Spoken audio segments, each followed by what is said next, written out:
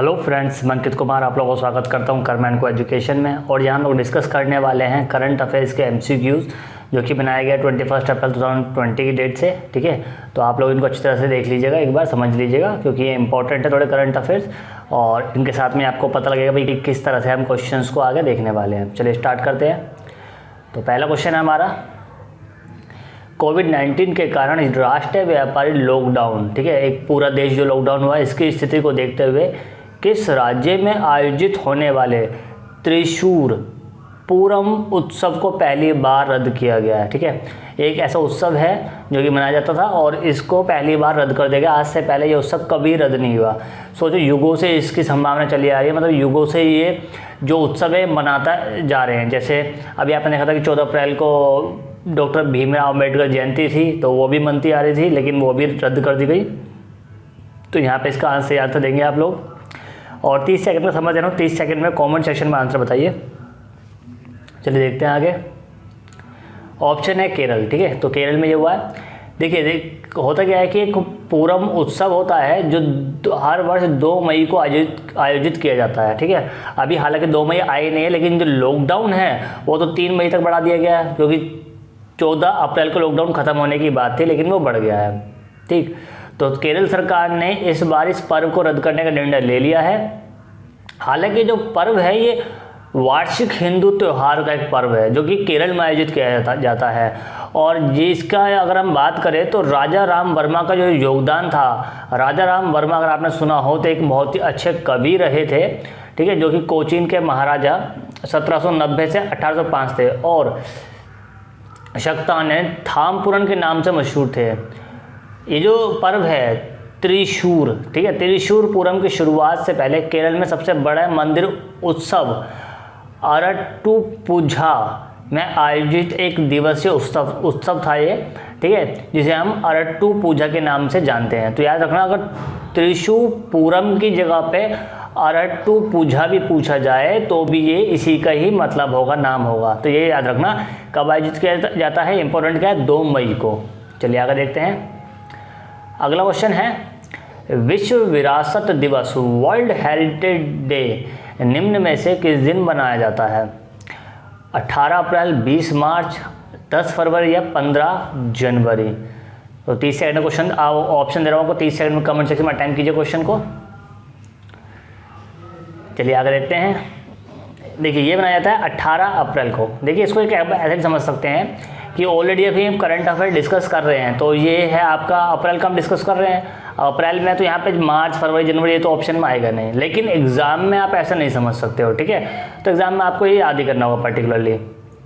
देखिए इस वर्ष के लिए विश्व धरोहर दिवस की जो थीम रखी गई थी वो रखी गई थी साझा संस्कृति, साझा विरासत, साझा जिम्मेदारी, यानी कि शेयर्ड कल्चर, शेयर्ड हेरिटेज और शेयर्ड रिस्पॉन्सिबिलिटी।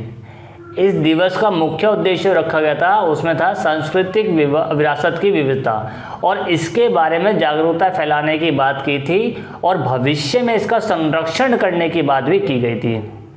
तो कोविड-19 के प्रकोप के कारण इस दिवस को इंटरनेट के माध्यम से मनाने का निर्णय लिया गया, यानी कि इंटरनेट पे इसका प्रोसेस चलाया जाएगा, और आभासी सम्मेलन, ऑनलाइन जो व्याख्यान होता है, ठीक है, प्रेस में जो लेटर छपते हैं, सोशल मीडिया होंगी, ये सब इसमें शामिल किए जाएंगे, यानी कि मैक्सिमम ऑनलाइन कॉन्फ्रेंसिंग के द्वारा ही इसको मनाया जाएगा। अगला है क्वेश्चन, किस भारतीय शतरंज खिलाड़ी को हाल ही में WWF world wide fund India के पर्यावरण शिक्षा कार्यक्रम के ब्रांड एम्बेसडर के रूप में नियुक्त किया गया है? तो यहाँ पर ऑप्शन है गिरी कौशिक, निहाल सरीन, कार्तिक वेंकटरमन या विश्वनाथ आनंद। 30 सेकंड का टाइम दे रहा हूँ, कमेंट सेक्शन में अटेम्प्ट कीजिए।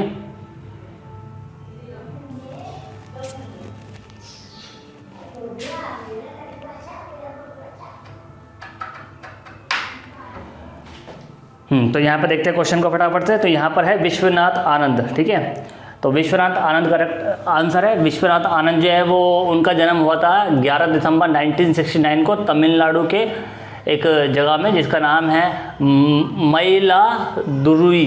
ठीक है, मयिलादुथुरई, और इस जगह में इनका नाम हुआ था, और 6 साल की उम्र से इन्होंने शतरंज खेलना सीखना शुरू कर दिया था।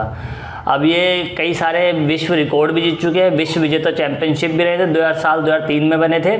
और इनको WWF वर्ल्ड वाइड फंड में इंडिया ने भारत के लिए पर्यावरण संरक्षण के 50 वर्ष जब पूरे हो गए तो इनको उसका ब्रांड एम्बेसडर नियुक्त किया गया है। अगला क्वेश्चन है, केंद्र सरकार ने कोरोना वायरस कोविड-19 लॉकडाउन के कारण भारत में फंसे सभी विदेशी नागरिकों को सामान्य और वीज़ा की अवधि बढ़ाकर कितनी तारीख तक कर दी गई है? बहुत सिंपल सा आंसर है इसका। चलिए, इसको तो मैं टाइम नहीं दे रहा आपको, इसको तुरंत कमेंट सेक्शन में डाल देना चाहिए था आपको 3 मई, क्योंकि एक बात सोचिए, अब लॉकडाउन 3 मई तक बढ़ा दिया गया। लॉकडाउन के 3 मई तक बढ़ाने के तुरंत बाद ही बाई डिफ़ॉल्ट जब वो विदेशी लोग हमारे देश में फंसेंगे तो उनको भी तो 3 मई तक ही वीज़ा मुहैया कराया जाएगा। ऐसा तो है नहीं कि उनका वीज़ा पहले ख़त्म हो जाएगा या उनको आगे तक के लिए एक्सटेंड कर देंगे। हाँ, अगर ये हुआ कि हालात गंभीर रहे और 3 मई से बढ़ाकर आगे करना पड़ा इसको, तो फिर आगे वीज़ा और बढ़ाए जाने की संभावना देखी जाएगी। अगला क्वेश्चन है, किस राज्य के मुख्यमंत्री के चंद्रशेखर राव ने घोषणा की कि राज्य में लॉकडाउन की अवधि को 7 मई तक के लिए बढ़ाया जा रहा है? तमिलनाडु, केरल, तेलंगाना, कर्नाटका। इसका आप बताइए कमेंट सेक्शन में। 30 सेकंड का मैं आपको टाइम दे रहा हूँ। चलिए देखते हैं आगे। देखिए, तेलंगाना इसका सही आंसर है। तेलंगाना देश का पहला ऐसा राज्य बन गया जहां 3 मई के बाद भी लॉकडाउन जारी रहेगा, जहां 7 मई तक जरूरी सेवाएं छोड़कर बाकी सभी सेवाएं बंद रहेंगी। तेलंगाना जो है वो 7 मई तक लॉकडाउन बढ़ाने वाला पहला राज्य बना है। बाकी केंद्र सरकार ने अपनी तरफ से 3 मई तक लॉकडाउन करने का फैसला लिया है। और तेलंगाना सरकार ने ऑनलाइन फूड सर्विस वाली कंपनी जैसे जोमेटो, स्विगी और पिज़्ज़ा डिलीवरी को भी पूरी तरह से बंद कर दिया कि कोई भी डिलीवरी नहीं चलेगी, कोई भी काम नहीं होगा।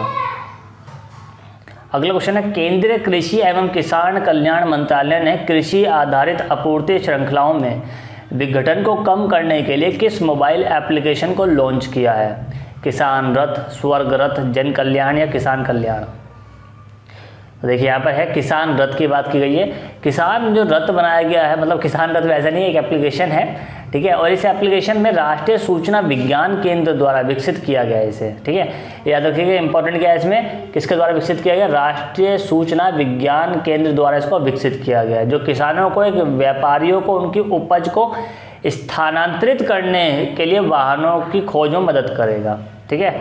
और क्योंकि कोविड-19 के कारण देशव्यापी लॉकडाउन हो चुका है, जिससे किसानों को फल और सब्जी बेचने में काफ़ी परेशानी का सामना करना पड़ रहा है, तो कृषि और केंद्रीय कृषि मंत्रालय ने और किसानों की परेशानियों को देखते हुए ये ऐप लॉन्च किया है। अगला क्वेश्चन देखते हैं। हाल ही में किस राज्य सरकार द्वारा एक अध्यादेश के माध्यम से राज्य निर्वाचन आयुक्त, स्टेट इलेक्शन कमीशन के कार्यालय में कटौती की गई है? पंजाब, झारखंड, आंध्र प्रदेश या बिहार? कमेंट सेक्शन में बताइए। 30 सेकंड का टाइम दे रहा हूँ। देखिए, आंध्र प्रदेश है। देखिए, एक अध्यादेश के माध्यम में क्या किया गया? पंचायत राज अधिनियम 1994, पंचायत एक्ट जो है 1994, इसमें संशोधन के माध्यम से राज्य निर्वाचन आयुक्त का कार्यकाल जो है उसे 3 वर्ष तक सीमित कर दिया गया है। साथ ही अध्यादेश में उल्लेख किया गया है कि राज्य निर्वाचन आयुक्त को उच्च न्यायालय के न्यायाधीशों को हटाने के लिए आधार एवं प्रक्रिया के अतिरिक्त किसी अन्य आधार पर नहीं हटाया जा सकता। आंध्र प्रदेश में स्थानीय निकायों के चुनाव होने वाले थे, लेकिन राज्य निर्वाचन आयोग ने कोविड-19 महामारी के प्रकोप का हवाला देते हुए चुनाव को स्थगित कर दिया है, तो इसी वजह से उसको भी हटाने की बात की गई है, एक अध्यादेश ला करके। अगला क्वेश्चन है, हाल ही में किस देश के कुछ शोधकर्ताओं ने जेल में उपस्थित भारी धातु आयनों की पहचान के लिए एक कॉम्पैक्ट सॉलिड स्टेट सेंसर के विकास में सफलता प्राप्त की? नेपाल, चीन, बांग्लादेश या भारत? 30 सेकंड का टाइम है। देखिए, भारत है यहाँ पर। बेंगलोर में एक नैनो एवं मुद्रू पदार्थ विज्ञान केंद्र है, जिसमें कुछ शोधकर्ता है, उन्होंने क्या किया है, एक कॉम्पैक्ट सॉलिड स्टेट सेंसर, ठीक है, इसको एक मतलब विकसित किया है। और इसके दौरान देखा गया कि सेंसर के माध्यम से आसानी से, बहुत ही आराम से जेल में उपस्थित जो आयन की धातु है उनको पहचाना जा सकता है, पता लगा जा सकता है। बहुत से लोग होते हैं कि कुछ आयन की धातु ले लेते हैं, उसे सुरंग होते हैं, गड्ढे कर देते हैं, भागने की कोशिश करते हैं और कई प्रकार से दूसरे को जान माल की हानि पहुंचा देते हैं। तो इन सब बातों को देखते हुए इस धातु को पहचानने वाले एक यंत्र की खोज की गई है। अगला क्वेश्चन देखते हैं। हाल ही में भारत की किस अग्रणी दोपहिया कंपनी ने यूनाइटेड किंगडम की 122 साल पुरानी मोटरसाइकिल कंपनी नॉर्टन का अधिग्रहण कर लिया है? ऑप्शन है टीवीएस, यामा, बजाज या होंडा। इससे पहले 20 तारीख का जो मैंने करंट अफेयर आपको पढ़ाया था उसमें इस क्वेश्चन को बता चुका हूँ, यहाँ डिस्कस नहीं करूँगा। तो आप लोग वहाँ, अगर आपने सुना है वहाँ पर पढ़ा है तो आप लोग कमेंट सेक्शन में अटेम्प्ट कीजिए। विश्व रेटिंग एजेंसी स्टैंडर्ड एंड प्यूअर्स के अनुसार वित्तीय वर्ष 2020-21 में भारत की विकास दर निम्न में से कितनी प्रतिशत रहेगी? 1.8%, 2.5%, 3.4% या 2.1%। तो यहाँ पर बात की गई है कि 1.8% रहने की बात है। हालांकि ये भी बहुत ज़्यादा बताई जा रही है क्योंकि इस समय अनुमान लगाया जा रहा है कि विकास दर जो है जीडीपी की वो नेगेटिव में जाने की संभावनाएं बन चुकी है। तो विश्व रेटिंग एजेंसी जो है स्टैंडर्ड एंड पुअर्स, इन्होंने बात की है कि वित्तीय वर्ष 2020-21 के लिए भारत के विकास अनुमान का अपना पूर्वानुमान जारी किया है। वैश्विक rating agency Standard and Poor's ने भारत के जीडीपी विकास अनुमान को 3.5% के पिछले अनुमान से 1.8% तक घटा दिया है। इसी के साथ में हमारे सारे क्वेश्चन यहीं खत्म होते हैं। मिलेंगे नेक्स्ट वीडियो में, तब तक के लिए goodbye and God bless you.